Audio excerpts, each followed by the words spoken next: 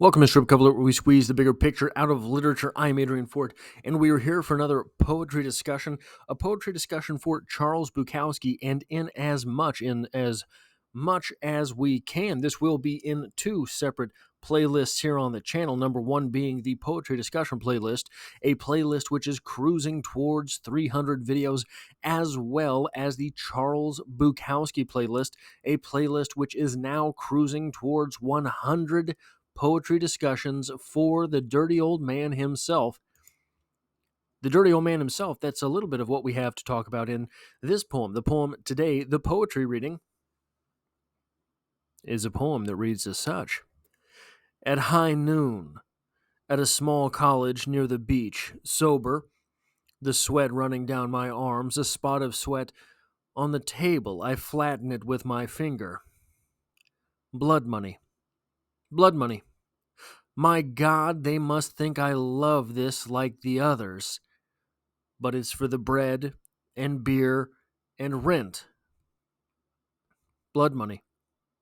I'm tense, lousy, feel bad, poor people. I'm failing. A woman gets up, walks out the door, slams the door.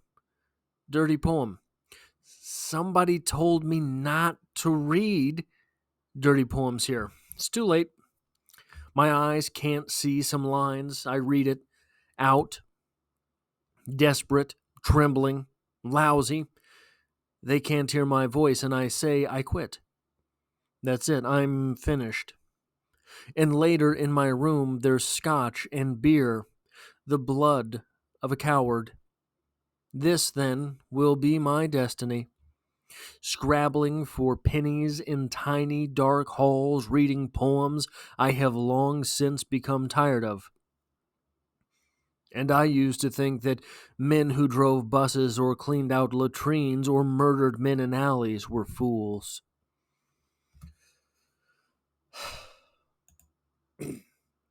Yeah, man.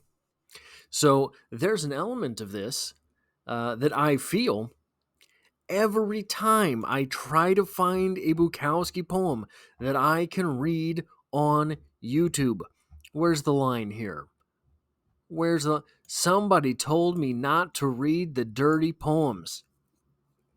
Yeah, thanks, Chucky Buck.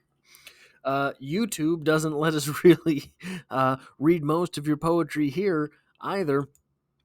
But it's not just Bukowski. I mean, there is for example, I'm doing a poem by poem read along for Sylvia Plath, and there's a Sylvia Plath poem that at some point I'm going to have to figure out something to do with. And if you know what poem that is, you know what poem that is. But at least one. I mean, there's one that uses the word I can't use.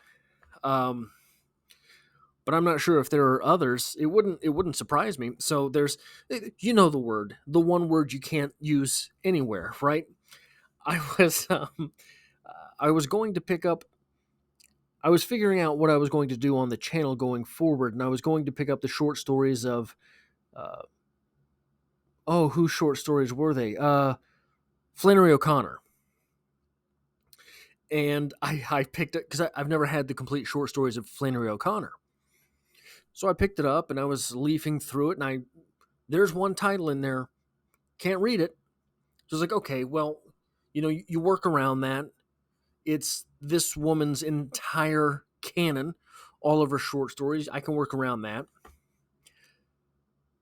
And I picked it up and read the very first short story. No, it's in there too. So anyway, that's just, there's that feeling is very real. They told me not to read the dirty ones.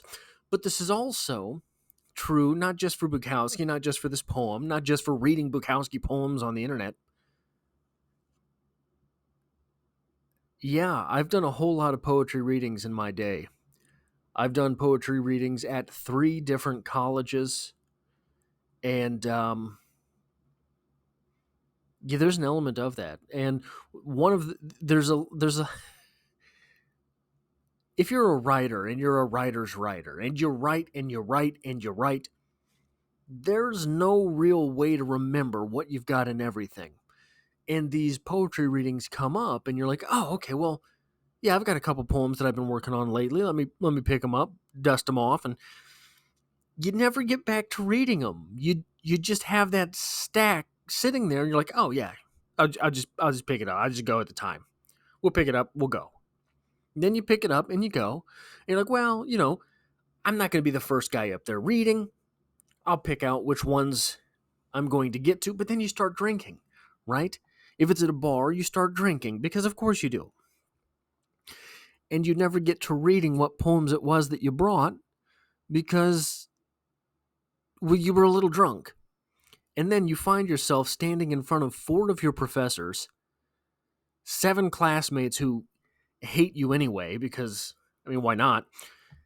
And, oh, this is the one with unsavory things in there. Yeah, that's a real feeling. But here's the reason I want to talk about the poem. That should be the feeling. Should not it be? Not necessarily dirty, not necessarily the words you can't use, right?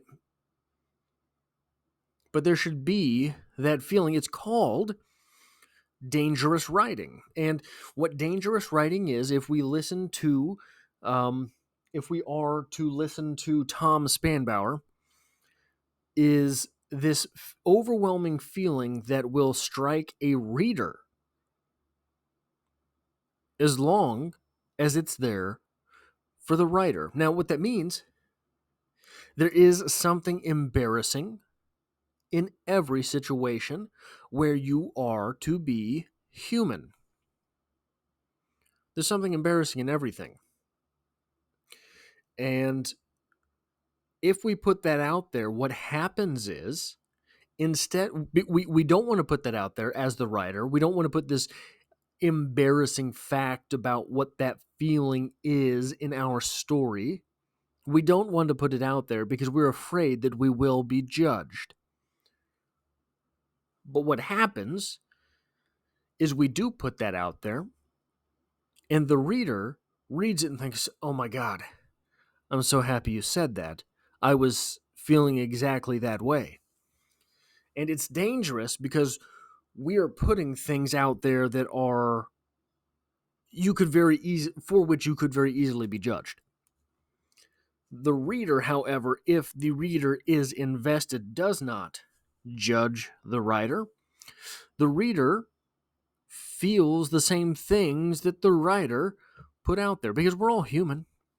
We've all got the same mechanisms going on inside us. Other people might filter those later, might use those to judge later, but that's not the place for literature. And if you are judging in that way, maybe literature isn't for you. And we've gotten a lot of that in the past few years with this quote-unquote cancel culture.